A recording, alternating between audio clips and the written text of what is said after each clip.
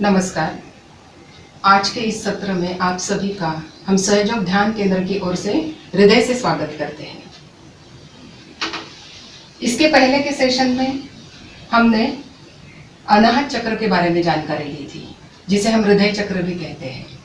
हम सब जानते हैं कि जब हमारा हृदय चक्र संतुलित होता है तो हमारी रोग प्रतिरोधक शक्ति बढ़ती है, जिस पर हमारा संपूर्ण शारीरिक स्वास्थ्य निर्भर करता है। इसी तरह इस चक्र से हमारे अंदर निर्भयता, आत्मविश्वास और निस्वार्थ प्रेम विकसित होता है, जिससे हमारी पर्सनैलिटी जो है वो अधिक निखर कर आती है। आज हम लोग पांचवें चक्र के बारे में जानकारी लेने वाले हैं, जिसे योग की भाषा में विशुद्धि चक्र कहते हैं और मेडिकल साइंस में इसे सर्वाइकल प्लेक्सस कहा जाता है। ये जो चक्र है इसका स्थान हमारे शरीर में, हमारे गले में कंठ के पास होता है। ये चक्र हमारे शरीर में हमारे नाक, कान और गले को संभालता है। जिस तरह हमारे नाक, कान और गले का डॉक्टर होता है, जिसे हम ईएनटी स्पेशलिस्ट कहते हैं, ये चक्र हमारे शरीर में ईएनटी स्पेशलिस्ट का भी काम करता है। इसके अलावा हमारे जो दांत है, मसूड़े, जिह्वा है, आंखों का बाहरी भाग और हमारे हाथ, इन सभी अवयवों को संभालने का काम भी यही चक्र करता है हमारे शरीर में। जब हम लोग इस चक्र की ऊर्जा को बहुत ज़्यादा उपयोग में लाते हैं, तब इस चक्र की जो एनर्जी है वो धीरे धीरे कम होने लगती है और हमारा ये चक्र असंतुलित होने लगता है। और जब ये चक्र हमारा असंतुलित हो जाता है तो हमें इस चक्र के जो ऑर्गन्स है उससे संबंधित कहीं ना कहीं कुछ ना कुछ व्याधियां होने लगती है। और इसके अलावा इस चक्र के असंतुलन से हमारे अंदर थायराइड है, साइनस की प्रॉब्लम है, सर्वाइकल प्लेक्सस है, बार बार सर्दी खांसी होना है, इन सभी ये सभी तकलीफें हमें हो सकती है। इस चक्र का असंतुलन होने का और भी कारण है, जो है कि जैसे हम लोग तंबाकू या सिगारेट का सेवन करते हैं, चिल्ला के बात करते हैं या फिर अपशब्द बोलते हैं, इन सभी का इस चक्र पे विपरीत परिणाम हो जाता है और ये चक्र हमारा असंतुलित हो जाता है। तो नियमित अगर हम लोग ध्यान करते हैं तो ये चक्र हमारा संतुलित रहेगा, ऊर्जावान रहेगा और हम इन सभी व्याधियों से दूर रह सकते हैं। आपका जो प्रोफेशन है, यानी कि टीचिंग प्रोफेशन है, इसमें इस चक्र की ऊर्जा का बहुत ज़्यादा उपयोग किया जाता है। जैसे कि आप लोगों को रोज 6 या 7 पीरियड पढ़ाना पड़ता है, यानी कि कंटिन्यूशन में बात करनी होती है। इसके अलावा अगर क्लास में बच्चों की संख्या ज़्यादा है तो हमारी जो नॉर्मल आवाज़ होती है उससे हम ऊंची आवाज़ में बात करते हैं, तो इनका भी प्रभाव हमारे इस चक्र पे होता है, यानी कि हमारे कंठ में जो स्वर यंत्र होता है उसके ऊपर होता है और आगे जाके हमें इससे संबंधित समस्या हो सकती है। दूसरा ये है कि जैसे सिर्फ टीचर्स पढ़ाई के साथ साथ टेबल वर्क भी बहुत करते हैं। तो जैसे टेबल वर्क में हम देख सकते हैं कि स्टूडेंट्स की कॉपीज चेक करना है, रिजल्ट्स तैयार करना है, पेपर चेकिंग है, बच्चों का रिकॉर्ड मेंटेन करना है, ऑफिशियल रिकॉर्ड्स मेंटेन करने हैं। तो ये सभी कामों का भी इस चक्र पर बड़ा प्रभाव पड़ता है और जब ये प्रेशर बढ़ता है इस चक्र पर, तब हमें सर्वाइकल स्पॉन्डिलिटिस जैसी समस्या हो सकती है। इसके अलावा शिक्षक हमेशा जो चौक की डस्ट होती है उसके संपर्क में रहता है, इसलिए बहुत लोगों में ऐसा देखा गया है कि उनको डस्ट एलर्जी की प्रॉब्लम होती है। और जैसे कि वातावरण में भी प्रदूषण बहुत है तो कुछ लोगों में एलर्जेटिक प्रॉब्लम्स तो होती है, इसके साथ साथ इन्फेक्शन की भी प्रॉब्लम्स बहुत ज़्यादा हो जाती है। तो ये जो चक्र है हमारे शरीर में, ये हमारे शरीर में फिल्टर का कार्य करता है और इसीलिए अगर ये चक्र हमारे अंदर संतुलित है तो हम इस समस्या से दूर रह सकते हैं। अब जो सबसे इम्पोर्टेंट बात इस चक्र की ये है कि अगर ये चक्र हमारे अंदर संतुलित है तो ही हमें हमारे हाथों पे चैतन्य की अनुभूति हो सकती है, हम चैतन्य को महसूस कर सकते हैं अपने हाथों पे। अगर ये चक्र हमारे अंदर असंतुलित है तो हम हमारे हाथों पे चैतन्य को महसूस नहीं कर सकते। यही कारण है कि बहुत लोगों को शुरुआत में चैतन्य महसूस नहीं होता है, लेकिन धीरे धीरे अगर हम ध्यान करते जाते हैं तो ये हमारा विशुद्धि चक्र अंदर से साफ होते जाता है और धीरे धीरे हमारे अंदर सेंसिटिविटी बढ़ती है। और जैसे जैसे सेंसिटिविटी बढ़ती है वैसे वैसे हमें चैतन्य का अनुभव बढ़ने लगता है हमारे अंदर। तो यही कारण है कि इस चक्र को संतुलित रखना बहुत ही महत्वपूर्ण है। और ये इसीलिए भी महत्वपूर्ण है क्योंकि हम इस चैतन्य के उपयोग से ही खुद को जान सकते हैं, खुद का डायग्नोसिस कर सकते हैं। वो कैसे? उदाहरण के तौर पे हम देखते हैं कि अगर हमें विशुद्धि चक्र से संबंधित कुछ समस्या है, यानी कि कुछ तकलीफ है, या फिर इस चक्र की जो क्वालिटीज है उसमें से कोई क्वालिटी हमारे अंदर ठीक से विकसित नहीं है, तो हमें हमारे हाथों पर ये जो उंगली है, जो इंडेक्स फिंगर है हमारा, ये विशुद्धि की उंगली है, इसके टिप पर इसका इंडिकेशन मिल जाता है। या तो यहाँ चुभन होती है, गर्माहट होती है, या भारीपन महसूस होता है। इससे हम समझ सकते हैं कि हमारा ये जो चक्र है हमारे अंदर असंतुलित है। लेकिन हम अगर नियमित ध्यान करते हैं तो धीरे धीरे ये गर्माहट हमारी, ये चुभन हमारी निकल जाएगी और हमें इस इंडेक्स फिंगर पर ठंडक महसूस होने लगेगी। इससे हम जान सकते हैं कि ये चक्र अब हमारा संतुलन में आ रहा है। तो इस तरह ये चक्र का हमारे जीवन में बहुत ही महत्व है। अगर हम नियमित ध्यान करते हैं तो ये चक्र हमारा संतुलित रहेगा और हम निरोगी जीवन का आनंद ले सकेंगे। आइए अब हम इस चक्र के क्वालिटीज के बारे में देखते हैं। वैसे तो इस चक्र की जो क्वालिटीज है वो शिक्षक लोगों में तो होती ही है, लेकिन अगर हम ध्यान करते हैं तो ये अधिक वृद्धिंगत होती है हमारे अंदर। तो इस चक्र की जो सबसे पहली क्वालिटी है वो है हमारी वाणी में मधुरता। ध्यान से जब ये क्वालिटी हमारे अंदर विकसित होती है तो हमारे सभी के साथ अच्छे संबंध प्रस्तावित होते हैं, वृद्धिंगत होते हैं। जैसे कि हमारे वरिष्ठ हैं, हमारे कलीग्स हैं, हमारे फैमिली मेंबर्स हैं, इन सभी से हमारे संबंध और अधिक अच्छे होने लगते हैं और वृद्धिंगत होते हैं। और हमारा जो टीचर और स्टूडेंट के साथ का जो संबंध है वो भी हमारा दृढ़ होता है। और ये तो बहुत ही महत्वपूर्ण है हम लोगों के लिए, क्योंकि स्टूडेंट्स के ऑलमोस्ट प्रॉब्लम्स जो होते हैं वो टीचर्स को ही सॉल्व करने पड़ते हैं।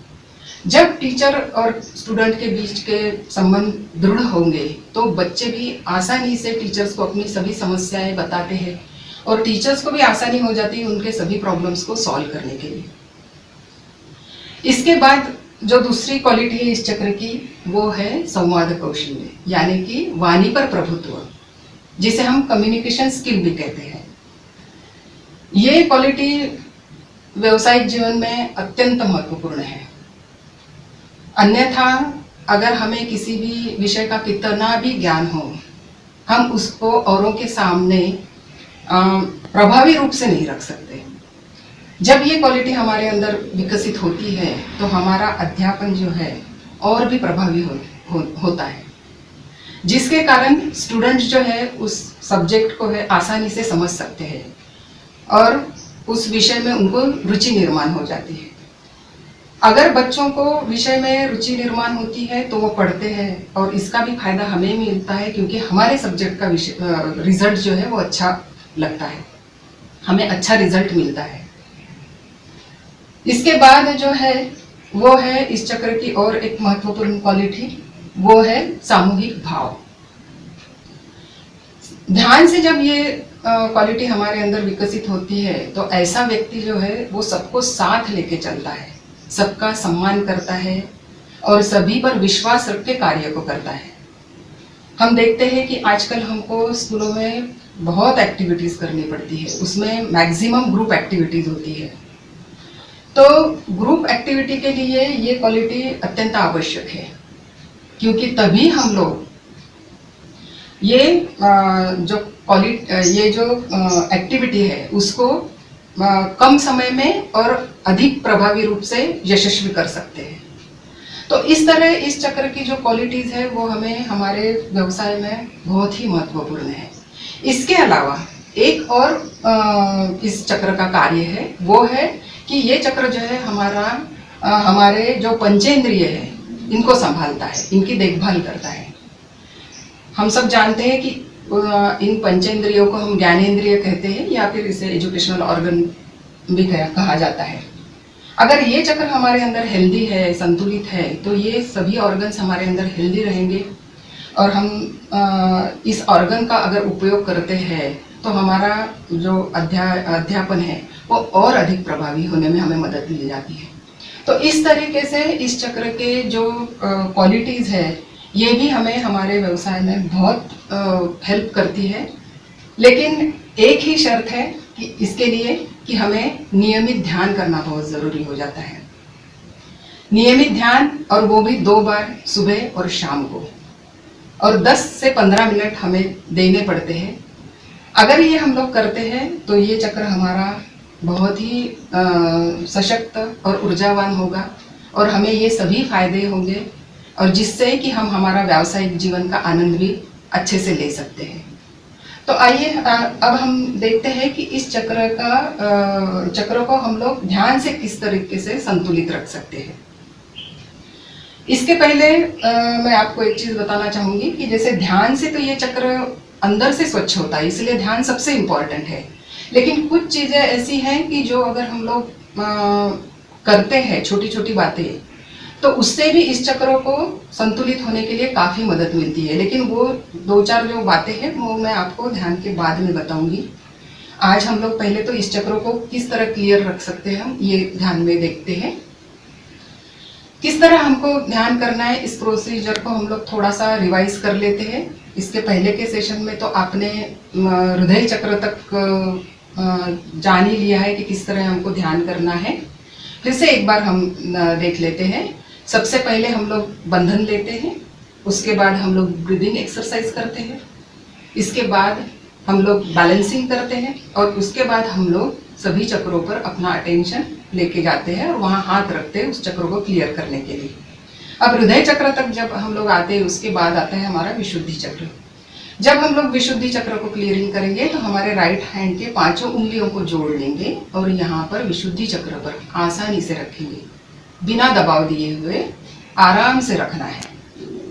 यहाँ हम लोग कुछ प्रार्थना करेंगे और इसके बाद इसी हाथ को हमें हमारे लेफ्ट साइड में रखना है, जहाँ हमारा कंधा और गले का जॉइंट होता है।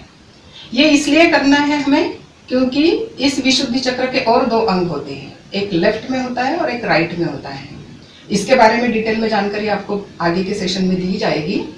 लेकिन इस सेशन में हमें ध्यान में हमको ये चक्र पे ध्यान करना बहुत ज़रूरी है। इसका कारण मैं बताती हूँ, क्योंकि बहुत बार ये हो जाता है कि ये चक्र जो है वो असंतुलित रहने के कारण भी हमें चैतन्य की अनुभूति नहीं हो पाती है। ये इसलिए होता है क्योंकि बहुत लोगों में दोषी भाव होता है, यानी किसी चीज़ के लिए वो खुद को दोषी मानते हैं और इसलिए वो खुद को कोसते रहते हैं। अगर ये हमारे अंदर है तो भी हमें चैतन्य की अनुभूति नहीं हो सकती है। इसलिए हम लोग यहाँ पर हाथ रखेंगे, हमारा राइट हैंड लेफ्ट साइड में इस जगह पे रखेंगे और अपनी गर्दन को थोड़ा सा राइट साइड में झुकाएंगे, राइट साइड की ओर ले जाएंगे।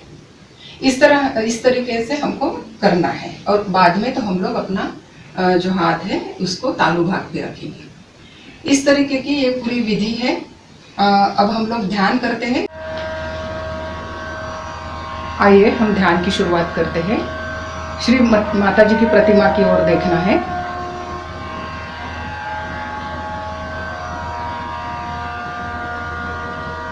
पूर्णतया खुद को रिलैक्स करना है।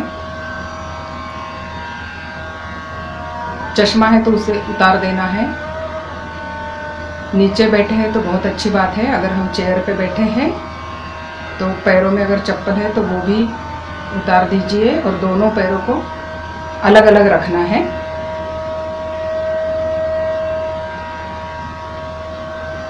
पूर्णतया खुद को रिलैक्स कर लीजिए।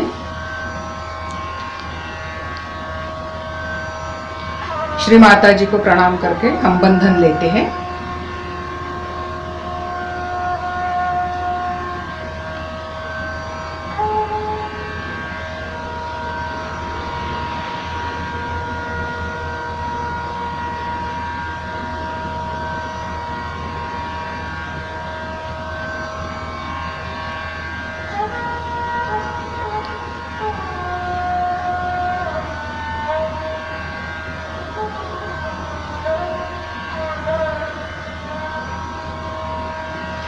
ब्रीदिंग एक्सरसाइज करनी है। एक गहरा श्वास लीजिए, थोड़ी देर रोकना है,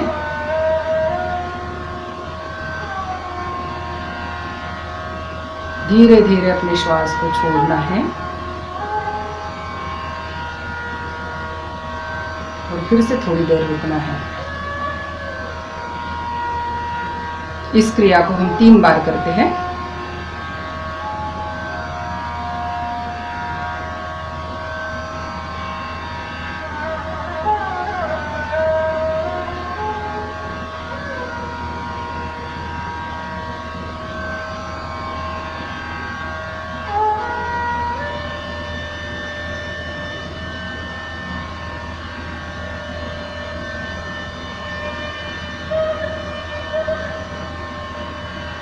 संतुलन के लिए अपना लेफ्ट हैंड गोदी में और राइट हैंड को जमीन पर रखना है।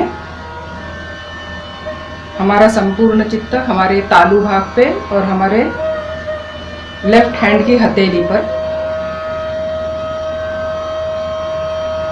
प्रार्थना करते हैं, श्री माता जी कृपया हमारी ईड़ा नाड़ी के सभी दोष भूमि तत्व में विलीन कर लीजिए।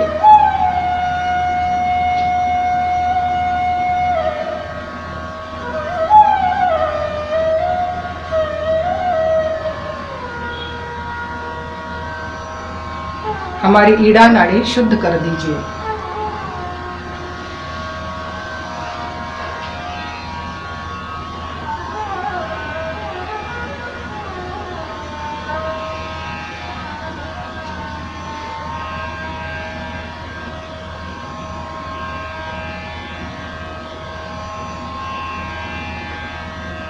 धीरे धीरे अपना राइट हैंड गोदी में और लेफ्ट हैंड को आकाश की ओर करते हैं।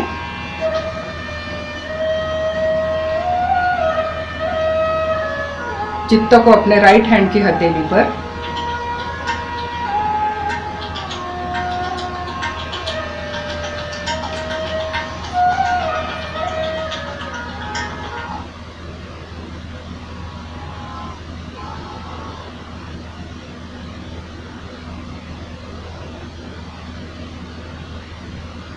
प्रार्थना करनी है।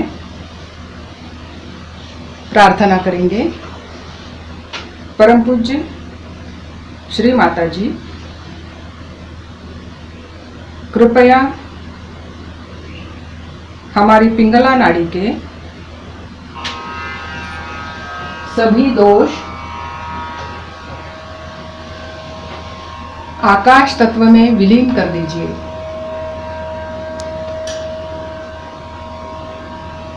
हमारी पिंगला नाड़ी को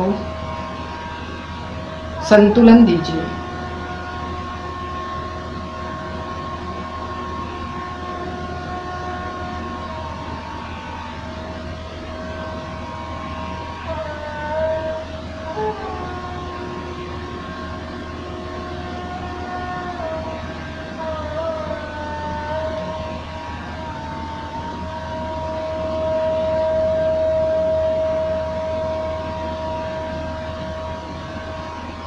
धीरे धीरे अपना लेफ्ट हैंड गोदी में।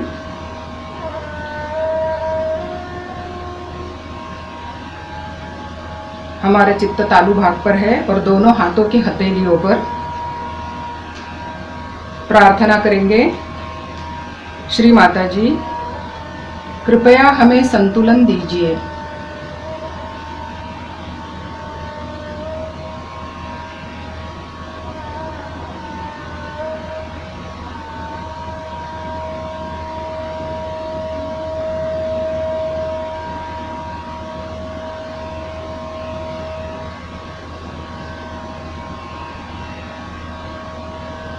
अब धीरे धीरे अपने चित्त को अपने मूलाधार चक्र पर लाना है।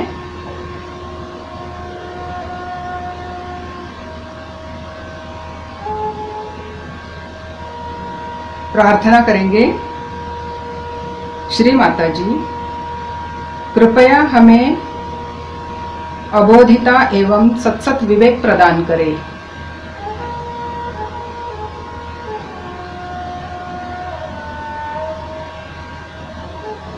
श्री माता जी, कृपया हमें निर्णय शक्ति प्रदान करें।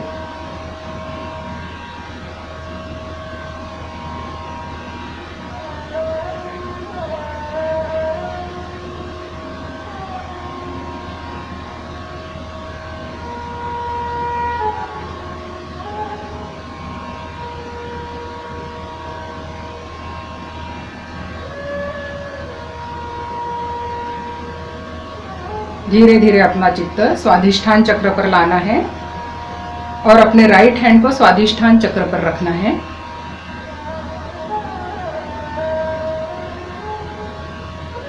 प्रार्थना करते हैं, श्री माता जी, कृपया हमारा चित्त एकाग्र कर उसे स्थिर एवं शांत करें।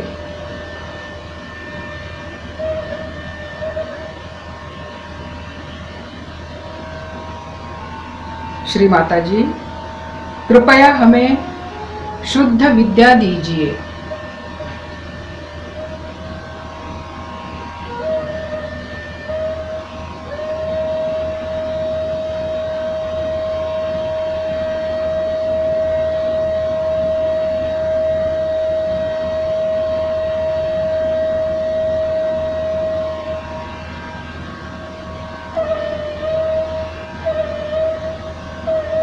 धीरे धीरे अपने चित्त को अपने नाभि चक्र पर लाना है और अपना राइट हैंड नाभि चक्र पर रखना है।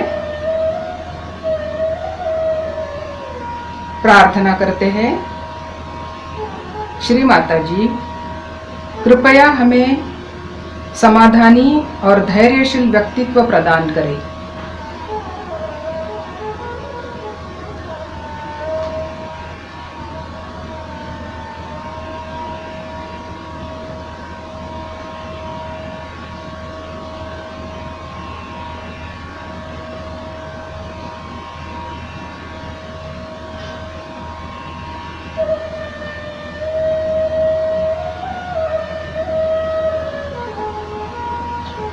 धीरे धीरे अपने चित्त को अपने भव सागर पर लाना है और अपना राइट हैंड भव सागर पर। प्रार्थना करते हैं, श्री माता जी, कृपया हमारे अंदर गुरु तत्व जागृत करें।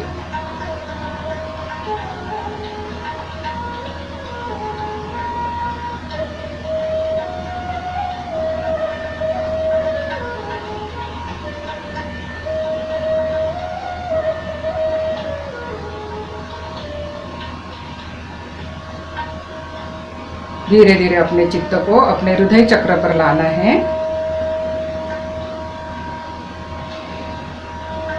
अपना राइट हैंड अपने हृदय पर रखना है। प्रार्थना करते हैं, श्री माता जी, कृपया हमें पूर्ण निर्भयता एवं आत्मविश्वास प्रदान करें।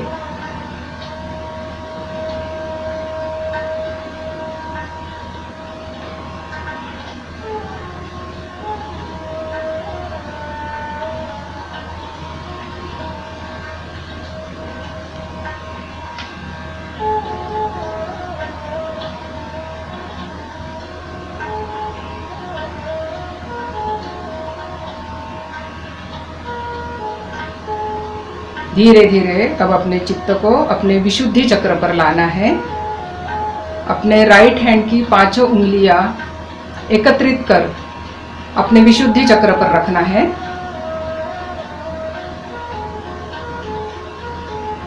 यहाँ हम प्रार्थना करेंगे, श्री माता जी, कृपया हमें सामूहिकता में कार्य करने की शक्ति प्रदान करें।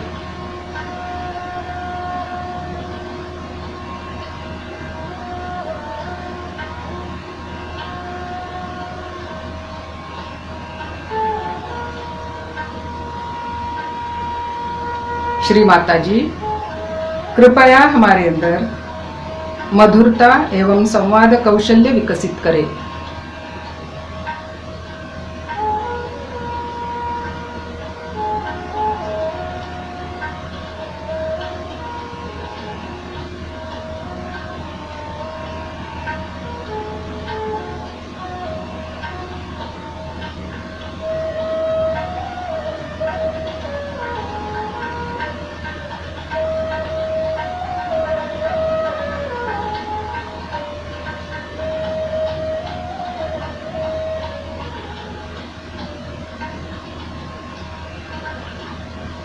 धीरे धीरे इसी हाथ को अपने लेफ्ट विशुद्धि चक्र पर रखना है। हमारे गला और कंधा जहाँ जॉइंट होता है वहाँ लेफ्ट साइड में अपने हाथ को रखना है और अपनी गर्दन को राइट साइड की ओर लेके जाना है। यहाँ थोड़ा सा हाथ को हाथ से दबाना है और प्रार्थना करनी है। श्री माता जी, आपकी कृपा में मैं निर्दोष हूँ।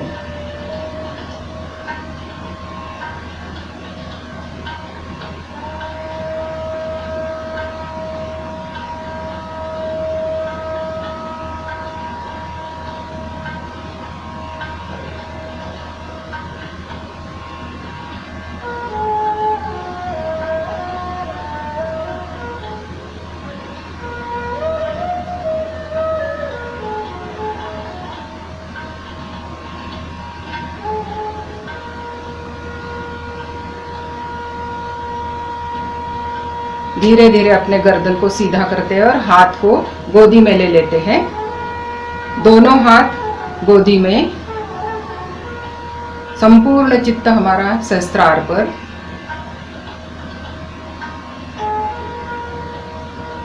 चित्त को सहस्त्रार पर रखते हुए प्रार्थना करनी है। श्री माता जी, कृपया हमारा आत्म साक्षात्कार दृढ़ करें। श्री माता जी, कृपया हमारा आत्म साक्षात्कार दृढ़ करें।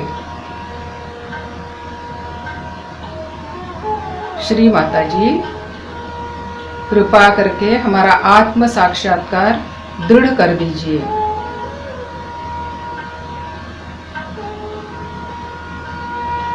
और इसी स्थिति में हमें 5 मिनट बैठना है, पूरी शांति से, पूरा चित्त सहस्त्रार चक्र पर यानी तालु भाग पर और हमारे दोनों हाथों के हथेलियों पर रखते हुए।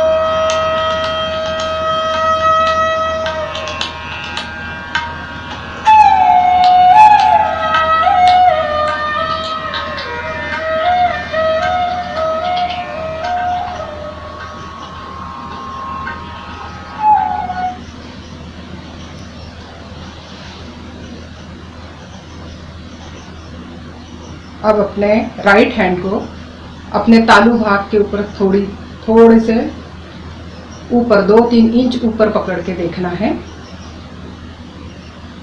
चैतन्य को अनुभव करना है हमारे तालू भाग पर।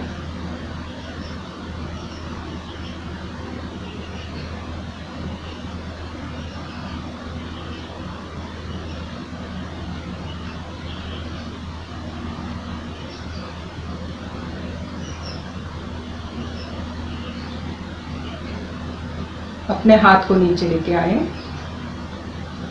अब आंखें बंद ही रहेगी और अपना संपूर्ण चित्त अपने दोनों हाथों के हथेलियों पर आएगा।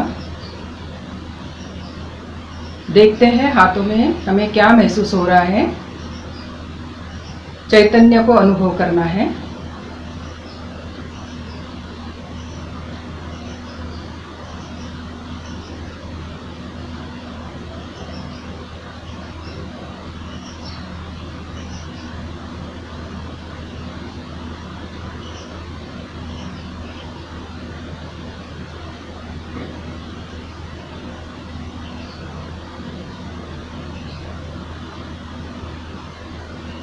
अब धीरे धीरे अपने चित्त को अपने इंडेक्स फिंगर पर लाना है, जहां हमारा विशुद्धि चक्र का स्थान है। इंडेक्स फिंगर की टिप पे देखना है कि हमें क्या महसूस हो रहा है।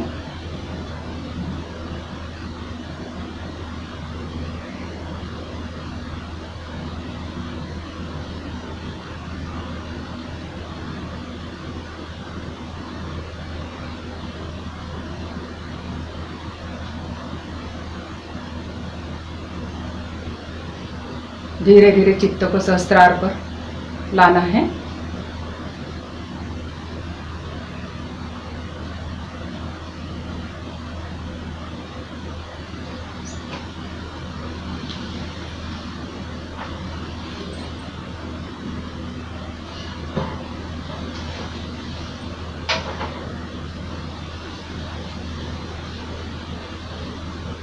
प्रणाम करके धीरे धीरे अपनी आंखें खोलनी है।